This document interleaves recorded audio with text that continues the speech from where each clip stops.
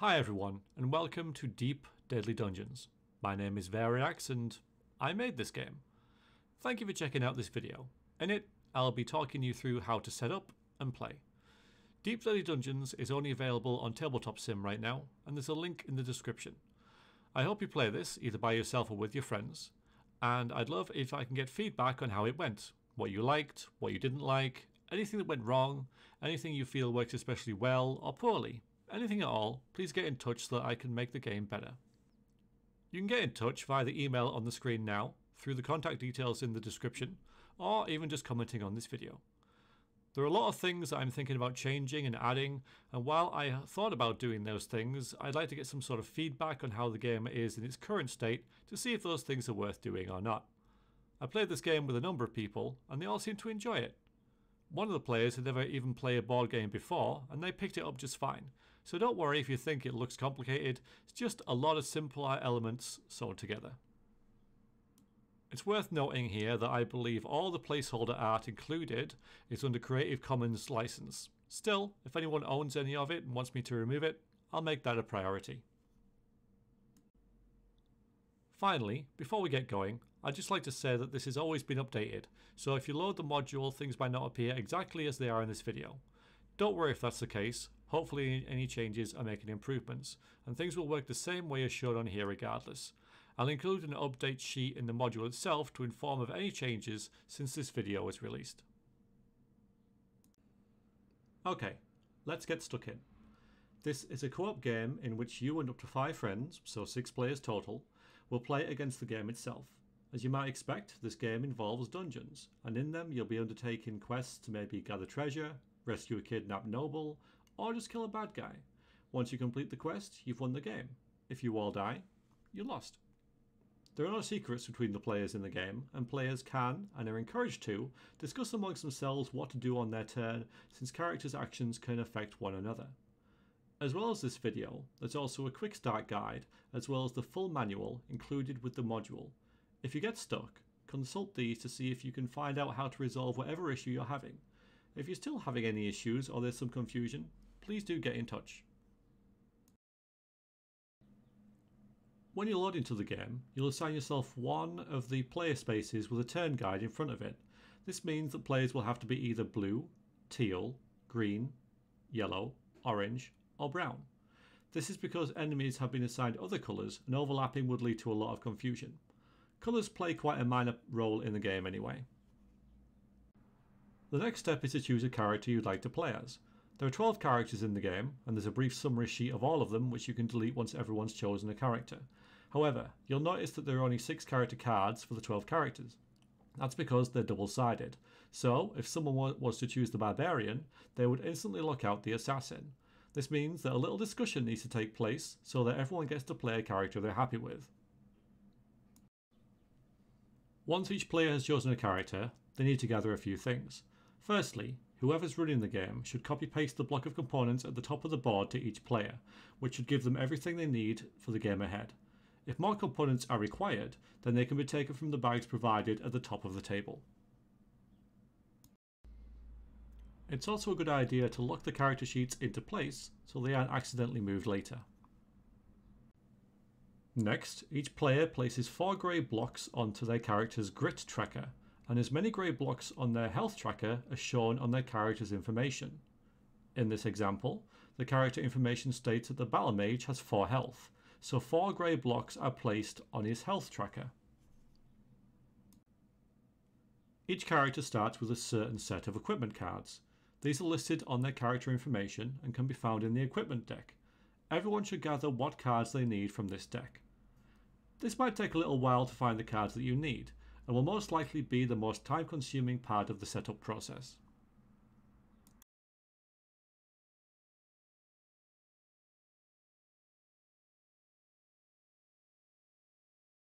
You'll notice that each equipment card has a symbol on the bottom right which represents where the card is placed on the character sheet. There are separate slots for head, torso, boots, and hands. There are certain variances in the hand symbols.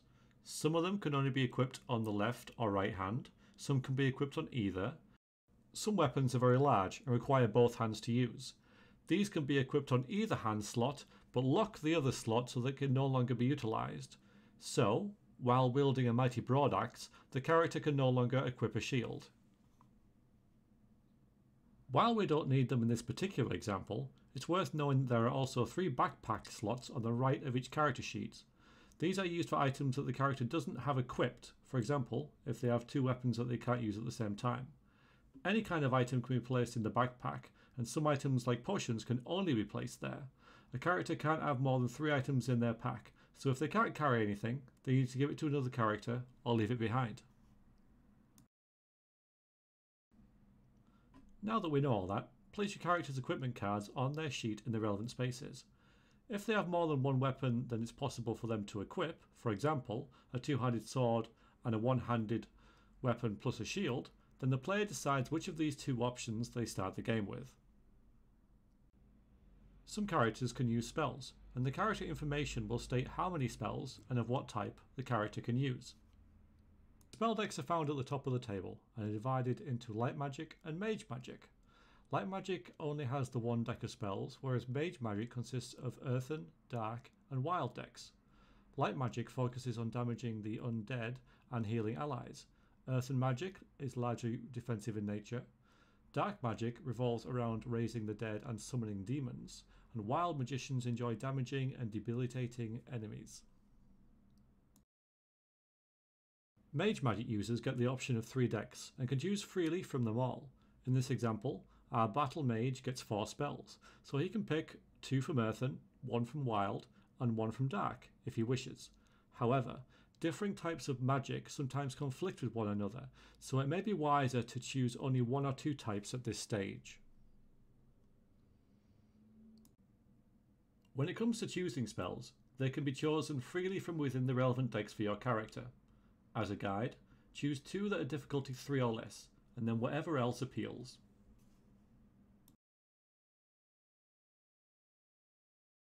Once a player has chosen their character's spells, they are placed face up by the character card.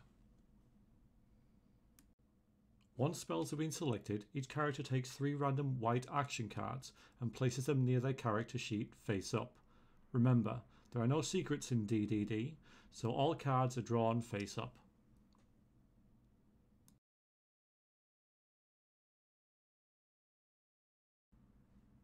Next, the player finds the figure representing their character. It's time to put their character on the board. Characters are placed in the party formation, which is the square in the middle. Characters can be placed freely in any of the sections of the party formation: front, left, centre, right, or back. Generally, fighters will be placed towards the front, mages and ranged characters in the centre, and other characters guarding the back and flanks. This is just a guide though, and there are no restrictions as to where characters can be placed.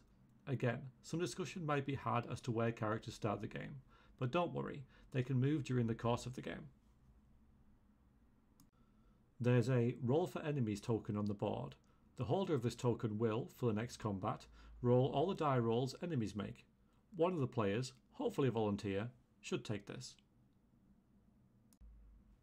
Finally, it's time to select a quest.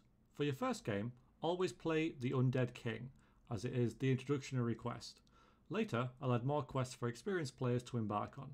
Once you've chosen a quest, place it on the current quest area on the board. We're now ready to start play. The quest card contains all the information to play a quest in DDD. The left-hand side shows how easy the quest is likely to be and how long it should take, as well as some flavour text and information about how the quest works. On the right, we can see the quest map, through which our party will be advancing in order to progress through the game. A grey block should be used to represent the party on the map. The block, that is, the characters, moves around the map to show the current position of the party. It starts on the area marked as home. Here, characters can return to buy equipment and other items. More on this later in the video. Broadly speaking, there are 2 types of room: combats and events. Combats are the larger black squares and events are the smaller grey ones. When an event room is reached, one of the players will draw a number of event cards equal to the number shown on the quest map and resolve them one after the other. These will often involve a stat test for one or more of the characters, We'll cover that a little later in this video. Combat rooms contain coloured numbers, and this shows how many enemies are in that room. In DDD, enemies are in 4 tiers, which are, from weakest to strongest, white, blue, green and orange. The coloured numbers show how many of an enemy type are in the room in relation to the number of characters. So, in this room, there are 0 white, green and orange enemies. The equal sign means that there are an equal number of blue enemies to the number of characters in the game. In this room, there are 0 white enemies and an equal number of blue enemies to the number of characters. Then, there are 4 fewer green enemies and 5 fewer orange enemies to the number of characters. So, in a 6-character game, in this room there will be 6 blue enemies, 2 green enemies and 1 orange enemy. The number of enemies, unless it's 0, will be at least 1. So, in a 3-character game, there will be 3 blue enemies, 1 green and 1 orange, since there's a number shown here for green and orange, and the number of enemies of that type must be at least 1. Some rooms have a red border. This means that the room will be activated over and over, no matter how many times the characters pass through it. Rooms without a red border are only activated once, and can be passed through freely once the characters succeed in overcoming whatever challenges are there. Finally, some rooms contain chests, which will contain extra loot. Unless the chest itself has a red border, the chests are only activated once, even if the room they're connected to can be activated multiple times. When players are ready to begin, the block, that is our characters, moves up to the first room, which contains our first combat. If we check the notes on the quest, it states that the first room contains beginner enemies equal to the number of characters.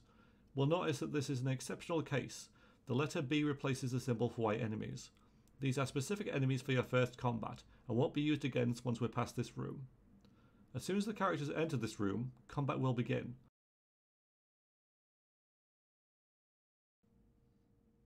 It's now time to place enemies on the board. Enemies are randomly drawn from the coloured enemy decks. The number of cards and the colour of them are shown on the quest map. For the first combat, there are as many beginner enemies as there are characters. In this example, we only have 1 character, so there's only 1 enemy to be drawn.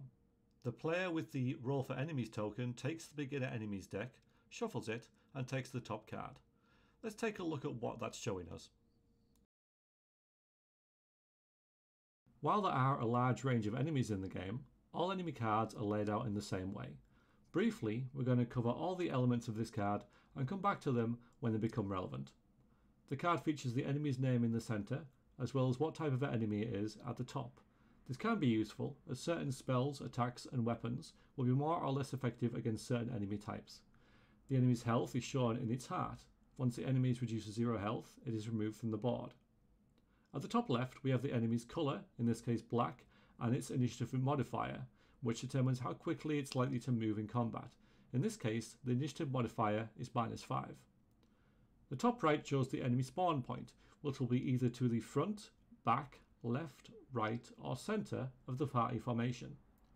What dice the enemy uses in combat is shown on the left and right side of the card. The attack dice are shown on the left, and the defence on the right. In this case, 1 white dice for each. The centre of this card is blank, but if the enemy had any special rules associated with it, then they'll be shown here. It's a good idea to read this as soon as the card is drawn. The bottom left shows how much grit the enemy is worth when it is killed. Grit is used for re-rolling dice and to give your characters better skills, so it's a good thing to have. The bottom left shows how much wealth the enemy will grant to the character who kills it. Finally, the centre bottom area shows any further loot the enemy will drop. In this case, the lowly skeleton has no extra loot. When it comes to placing enemies on the board, they are placed in the order they are drawn, with enemies from lower tiers being drawn before higher ones. If there were a mix of enemies, white enemies would be drawn first, then blue, green, and finally orange. Enemies are placed in the enemy spawn points shown here.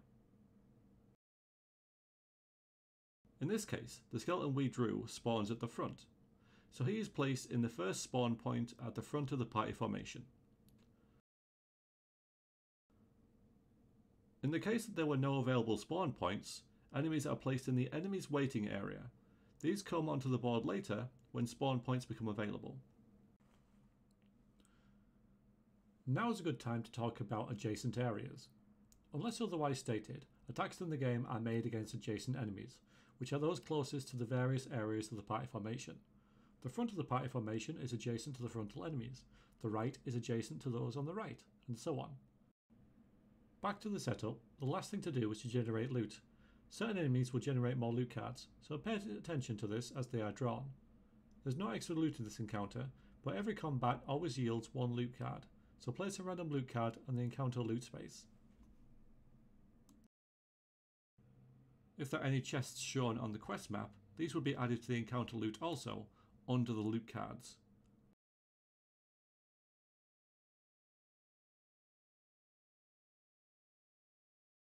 At this stage, it's worth understanding how dice in the game work, as well as learning how they're used to calculate success and failure, and how rerolls are used. The main dice used in the game are called success dice. These will be rolled most often and come in various colours. In order of their potency, from worst to best, they are white, blue, green, and orange. When these are rolled, a blank is no successes, a dot is 1, and a star is 2. For example, in this roll of 2 green and 2 blue dice, 4 successes have been rolled, 1 for each of the dots and 2 for the star. On the character sheets, we can see the characters have various coloured squares pertaining to the various abilities in the game. These squares represent what dice the character rolls when testing for that ability. So, for example, the paladin rolls 1 white die when called to test on knowledge, whereas the battle mage rolls 3 blue. Grey squares represent no dice, but these can be added to later as the character increases their abilities. Stat tests are a common mechanic used to see if a character succeeds or fails at an action, and is used for practically anything except combat, which is worked slightly differently. When a stat test is required, it will read something like this. The character is required to make a knowledge test 2 in order to pass the test. This means that the character needs to roll whatever dice they have in knowledge and try to get at least 2 successes in order to pass the test. In this case, the battle mage passes the test. There's another set of dice in the game known as failure dice. These dice are red, purple and black. These have crosses on some of their faces. The red has 1, purple has 2 and black has 3. These dice will sometimes be rolled alongside success dice and represent the chance of something going badly wrong. If a cross is rolled, it will cancel out all successes rolled. Doesn't matter how many successes there are in total, they are all cancelled and the roll counts as 0. Finally, a short word on rerolls. A die roll that a character makes can be rerolled at the cost of grit. The cost of grit required is listed in the rulebook and varies from dice to dice. As long as a character has enough grit, they can reroll the die, over and over, until they either run out of grit or get the roll they want. Note that this only pertains to dice the character themselves are rolling, so grit can't be used to reroll an enemy attack, but can be used on the character's defense roll.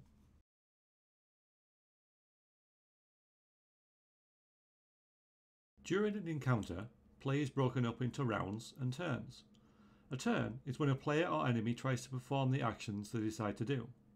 A round is the period during which all enemies and characters have their turns.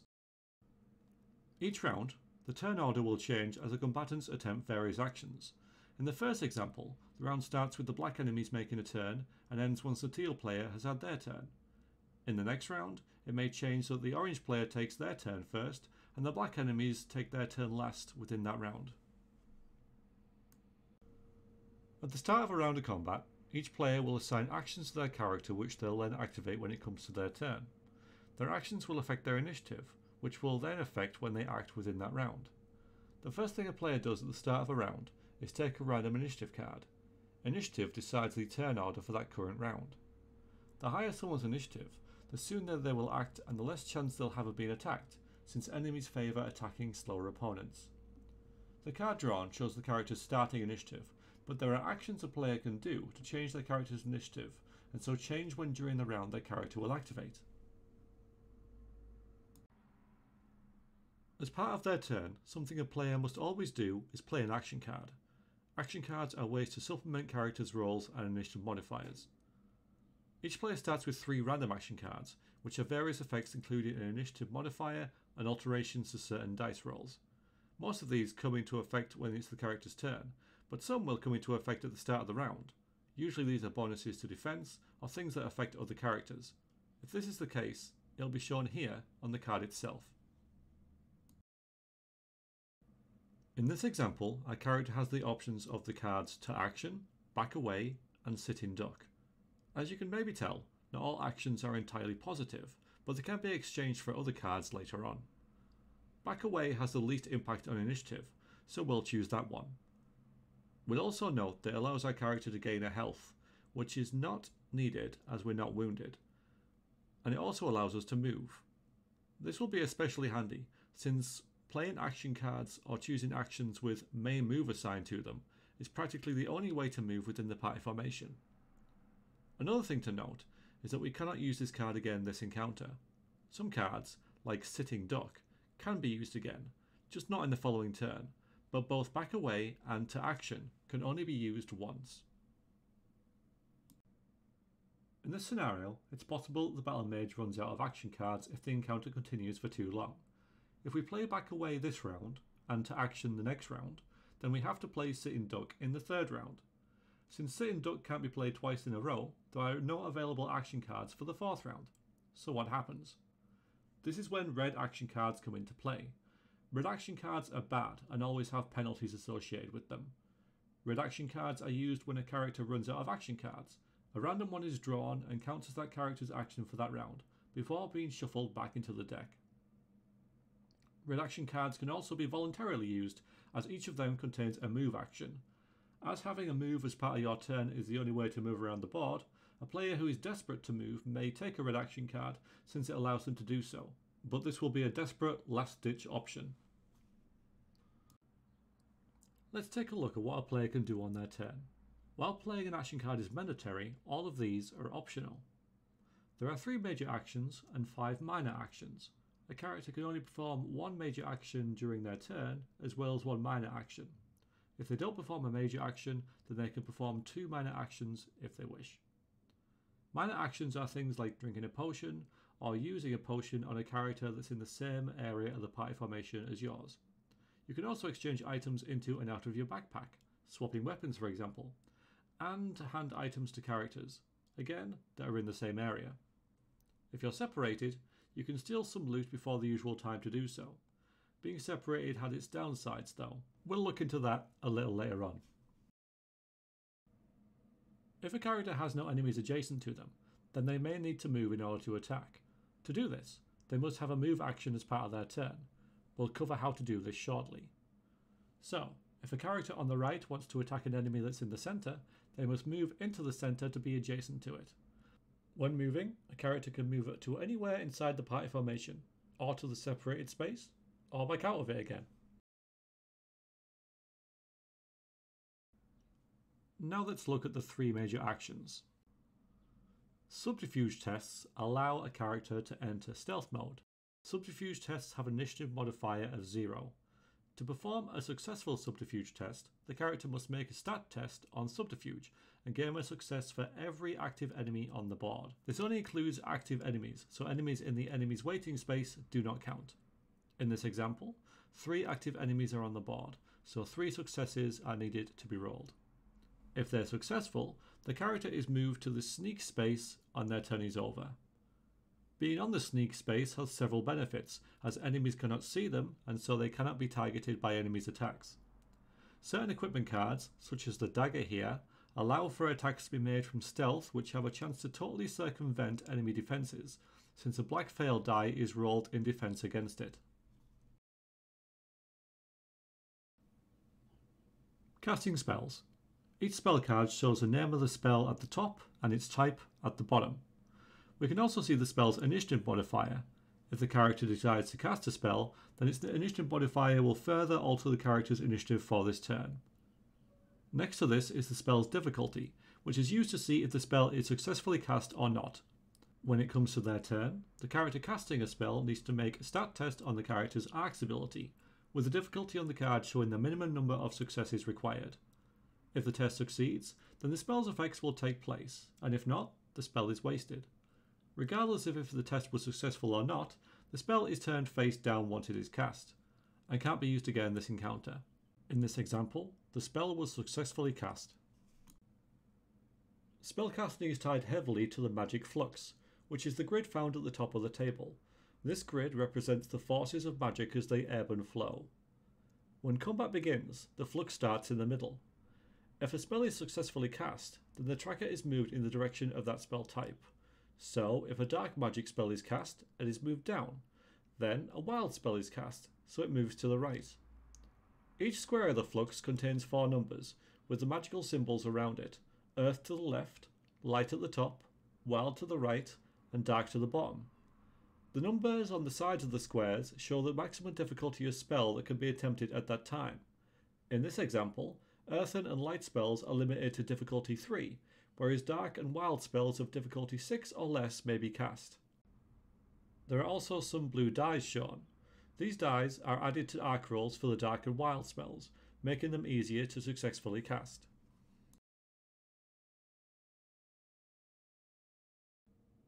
Using equipped items. Utilising the items your character has equipped usually, but not always, involves attacking enemies. When this action is chosen, the player assigns actions to the item or items they have equipped in their hands. If the character has 2 items, such as a sword and a shield, as is in the case here, then the player may assign actions to both, though they do not have to. Each equipable item in the game generally has a selection of moves to perform, all of which give various benefits and possible downsides. In general, powerful attacks usually have negative initiative modifiers and may involve rolling failure dice. Those which have been selected should be marked with a grey block. In this case, our character has a scimitar, which has 3 options. We'll pick Sword Flurry, which gives a +3 initiative modifier. We also have a shield equipped. Shields work slightly differently, as the default block is always active as long as we have the shield equipped. This includes even if we did not activate items as our major action, but cast a spell instead. Shields always offer the default block bonus unless it's overridden. Note that the initiative modifier for default block is also always active, but in this case, it's 0. We could, if we wanted, override this to one of the other options, changing default block to either flying block or spin and move, but we'll leave it be. If we were to do this, however, default block would return at the start of the next round unless we once again chose to override it. An important thing to note is that, aside from default block, the same option cannot be selected on concurrent turns, so if we select Sword Flurry this turn, we cannot choose it again next turn.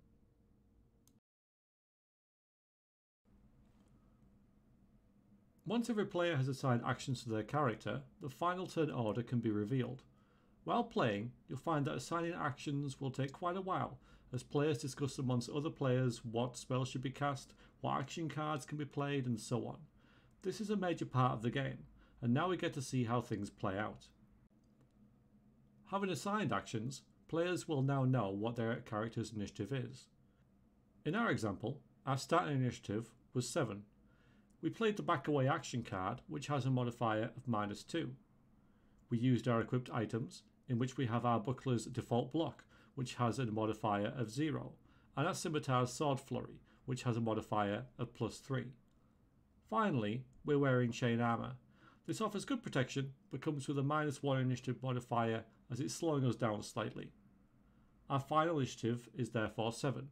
We added 3 for Sword Flurry, but subtracted 3 for our armour and the back away card.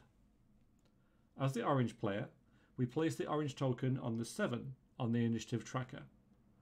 Once all players do this, the enemy's initiative is revealed. Note that the enemy's initiative is always revealed after the characters. Enemies all have an initiative colour, which will either be red, purple, black, or dark green. In this case, we have a black enemy on the board, so we draw an initiative card and modify it by the enemy's initiative modifier. We drew a 7, so the enemy's initiative is 2, and the black token is placed on the tracker. We now have our turn order for this round. If there were more than one black enemy, then they would all activate at the same time when it is black's turn. The players can decide which set of enemies attack first, from which direction, front, back, etc., and they activate in the order shown on the board. If 2 characters get the same initiative value, then they will decide between themselves who will go first when their turn arrives. If two enemy types get the same initiative, then the ones with the highest initiative modifier, shown on their card, goes first.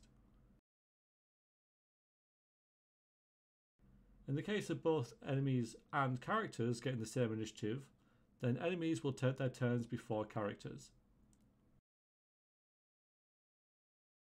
Finally, no character or enemy may have a starting initiative that's either above 10 or below 1. Initiative 0 is used for exceptional circumstances, such as separated characters.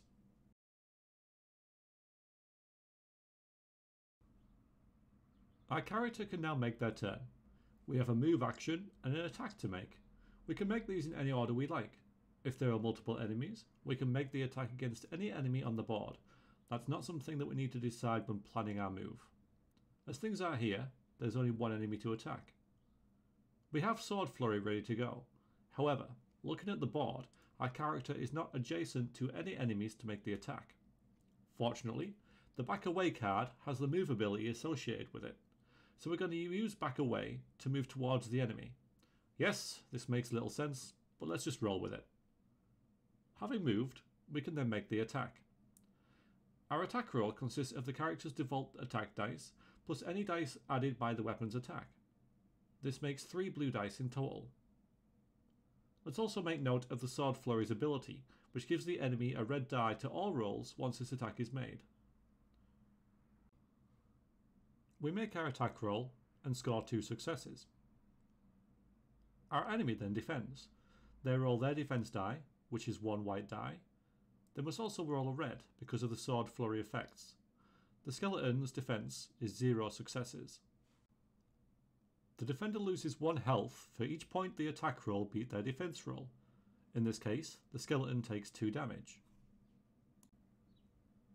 The skeleton only has 2 health. This means the skeleton is defeated and is removed from the board. The card is taken by the player who landed the killing blow on the enemy. This is important for when we end the combat. We're going to pretend for a moment that our skeleton didn't die, and look at how it will behave when faced with various character positions. As things stand, there's one character in the area adjacent to the enemy. The skeleton will attack this character. If there are multiple characters in the area adjacent, the enemy will attack the character with the lowest initiative. If there are no characters in the area adjacent to it, then the enemy will attack the centre of the party formation. Again, if there are multiple characters here, it will attack the character with the lowest initiative. If there are no characters in the centre area, then the skeleton will attack the character with the lowest initiative wherever on the board they are. Make sure to read the enemy cards as they are drawn, as some enemies may behave differently. For example, some enemies will have a ranged attack. If this is the case, they will not attack areas in the adjacent area and attack the centre area first. Assuming our skeleton didn't die, it will attack the battle mage. Because we didn't override it, the default block on the buckler will modify the first enemy attack each round with a red die. As this is the first attack of the round, the skeleton must roll a red die for the default block. It must also roll a red die because of the Sword Flurry attack, as we are still in the same round. Rolling its attack die plus 2 red die, it still gets a lucky attack and scores 2 successes, which we'll now try to defend against. In defense, our character rolls their default defense die, in this case 1 blue, plus any other die they may have on their equipment. In this case, the chain armor also adds 1 blue die. We roll our defense and only get 1 success. This means our health is reduced by 1. We could, if we wished, use our grit points to re-roll our defense die, but in this case, we decide not to. As our turn is over, we cannot use the health gain from Back Away. The time for its use has passed.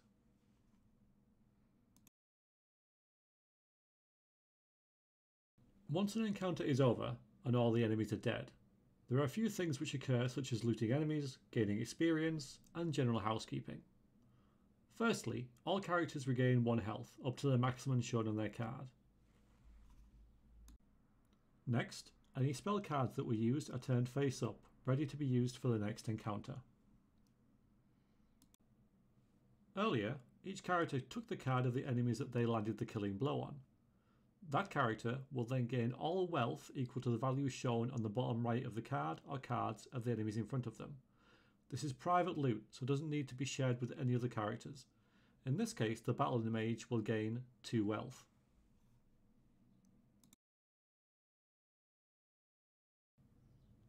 Any loot cards are now revealed, which can be allocated to the characters as the players see fit. In this example, there's a lucky charm, which adds 2 grit to each character's total. If this was an item, the players would discuss them among themselves which character would receive the item. Next, all players total the grit value of all enemies which were defeated during the encounter. This total is then added to the grit value for each character. In this example, the battle mage gains 1 grit. In games with multiple players, the total for all enemies killed is added to all characters. So, if the characters encountered 3 of these skeletons and there were 2 characters, then both characters gain 3 grit.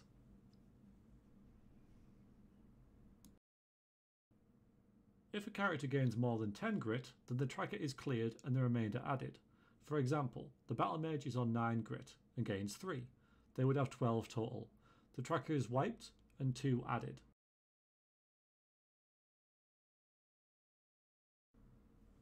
The 10 grit that were wiped automatically means the character gains a skill. The player can choose any skill they wish from the skill deck. Skills make the character better at what they do. Some add specific abilities, others allow extra spells to be taken, and others simply increase the dice the character rolls for various abilities.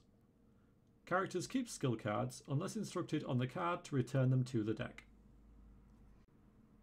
Next, count how many enemies have been defeated and of what colour. In this case, there is 1 white enemy. Then, draw cards from the decks of action cards matching the amount and colour of defeated enemies. In this case, 1 white. At this stage, players can swap their action cards with those on the table, as well as with other players. Players can do this as many times as they like, but they must end up with a full hand, which, by default, is 3. Both players must also be willing parties on any trades.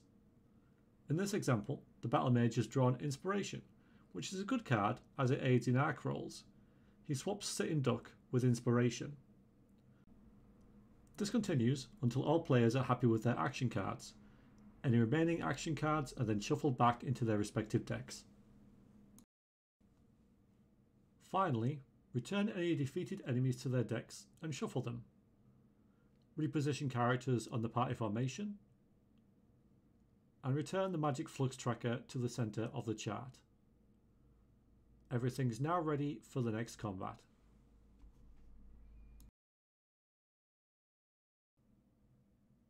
Characters may become separated, either by their own free will or due to unfortunate circumstances. The main upside of being separated is that the characters here can take the top card from the loot deck as a minor action. If the card is an item, then it is added to their character card in their backpack. However, being separated makes a character vulnerable to attack.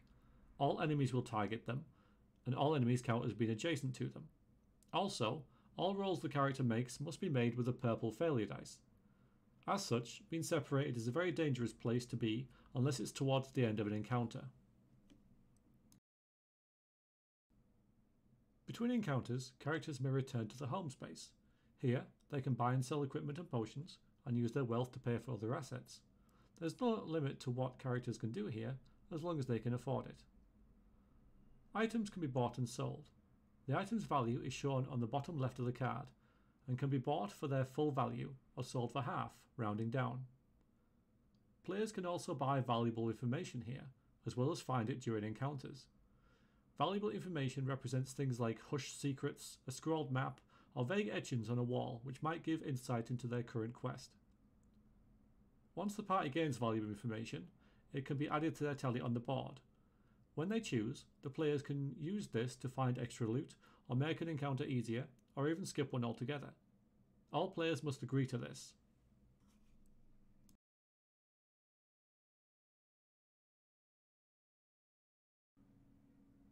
If a character is reduced to 0 health or below, then they are counted as being KO'd. If all characters become KO'd, then the players lose the game. KO'd characters can't perform any actions and don't play action cards. they are counted as being out of the game until they are revived. Characters have a chance of self-revival. At the end of each round, starting with the one the character was KO'd in, players with the KO'd character roll 1 white die. If a success is rolled, then the character is restored to 1 health and can act and move normally in the following round. Characters can also be revived in other ways, by spells, potions, and some other character abilities. When this occurs, characters become revived in the following round and are restored to 1 health and can act and move normally. If the characters win a combat while one of them is KO'd, then the KO'd character is instantly revived at the end of the combat, as all characters regain 1 health once the combat is over.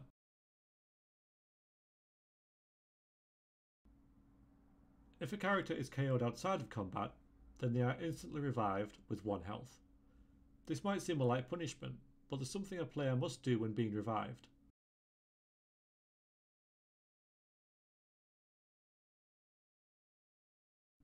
One major downside of becoming KO'd is that a character, once revived, takes a random injury card. Effects on the injury card are instantly resolved, and you can think of injuries as being the opposite of skills, reducing a character's effectiveness, sometimes permanently, and so they should try to be avoided.